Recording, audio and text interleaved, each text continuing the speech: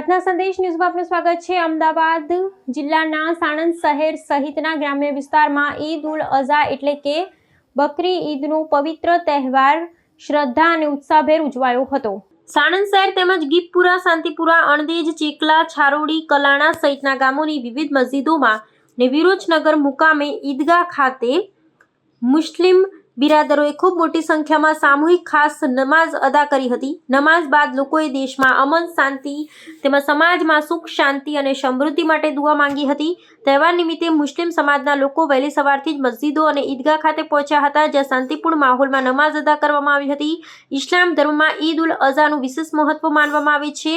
બકરી ઈદ બલિદાન, માનવતા અને ભાઈચારાનો સંદેશ આપતો પવિત્ર તહેવાર છે। મુસ્લિમ બિરાદરોએ એકબીજાને ઈદ મુબારકબાદી પાઠવી ભાઈચારો અને એકતાનો સંદેશ આપ્યો હતો। સમગ્ર સાણંદ શહેર અને ગ્રામ્ય વિસ્તારોમાં આનંદ અને ઉત્સાહનો માહોલ જોવા મળ્યો હતો। તહેવારને ધ્યાનમાં રાખી સુરક્ષાના ભાગરૂપે સ્થાનિક પોલીસ દ્વારા ચુસ્ત બંદોબસ્ત પણ ગોઠવવામાં આવ્યો હતો। સાણંદ શહેર અને આસપાસના ગ્રામ્ય વિસ્તારોમાં શાંતિપૂર્ણ માહોલ વચ્ચે ઈદ ઉલ અઝાની ઉજવણી કરવામાં આવી હતી।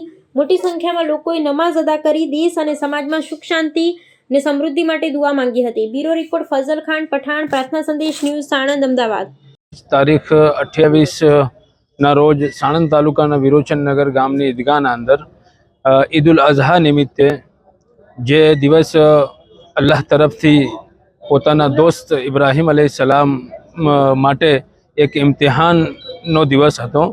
જે ઇમ્તિહાનના અંદર ઇબ્રાહીમ અલૈહિસ્સલામ કામયાબ થઈ ગયા અને એ જ અદા અલ્લાહને એટલી પસંદ આવી કે આ દિવસને કયામત સુધી મુસલમાનો માટે યાદગાર બનાવી દીધો। અને આ ઇબ્રાહીમ અલૈહિસ્સલામની સુન્નતને અલ્લાહ તાલાએ આ અમલને એટલો પસંદ કર્યો કે કયામત સુધીના મુસલમાનો માટે સુન્નત કરાર દઈ દીધો અને મુસલમાનો આ અમલને કયામત સુધી કરતા રહેશે ઇન્શાઅલ્લાહ। આજ વિરોચનનગર ગામની ઈદગાહના અંદર બહુ મોટી સંખ્યામાં મુસલમાનોએ જમા થઈને ઈદની નમાઝ અદા કરી અને ઈદની નમાઝના બાદ અમારા શાહી મસ્જિદના ઇમામ સાહેબે દુઆ પણ કરાઈ। એ દુઆના અંદર દેશ માટે, દેશના લોકો માટે, દેશની તરક્કી માટે અને દેશની સમૃદ્ધિ માટે, દેશના અંદર અમનો અમાન માટે ઈશ્વરથી, અલ્લાહથી દુઆ કરી અને તે પછી મુસલમાનોએ આપસી ભેદભાવ ભૂલીને એકબીજાએ હાથ મિલાવીને ગળે લાગીને આ ખુશીનો ઇઝહાર કર્યો। અસ્સલામુ અલૈકુમ। શું સંદેશો આપવા માંગો છો? દેશવાસીઓને આ મંચથી, આપની ચેનલના માધ્યમથી એક મેસેજ આપવા માંગુ છું કે દેશના અંદર અમનો અમાન કાયમ રાખે, ભાઈચારો કાયમ રાખે અને જે સરકારી ગાઈડલાઈન છે એના મુતાબિક આપણે આપણી ઈદનો તહેવાર મનાવીએ।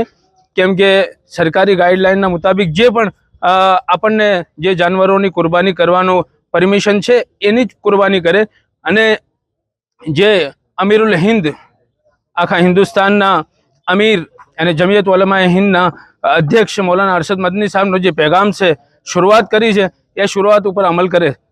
આજ સાણંદ તાલુકાના વિરોચનનગર ગામે ઈદગાહના અંદર ઈદગાહની નમાઝ પઢાવવામાં આવી। અલ્હમ્દુલિલ્લાહ પૂર સુકૂન સાથે નમાઝ થઈ। અલ્હમ્દુલિલ્લાહ નમાઝના પછી દુઆ બી થઈ અને અમનો અમાન માટે દુઆઓ બી કરવામાં આવી। મુલ્કના હિતમાં બી અલ્હમ્દુલિલ્લાહ દુઆ કરવામાં આવી કે મુલ્કના અંદર અમનો અમાન અલ્લાહ પાક કાયમ કરે અને બાકી અલ્હમ્દુલિલ્લાહ પૂર અમનના હાથી હરેક કામ જે છે કરવામાં આવ્યું।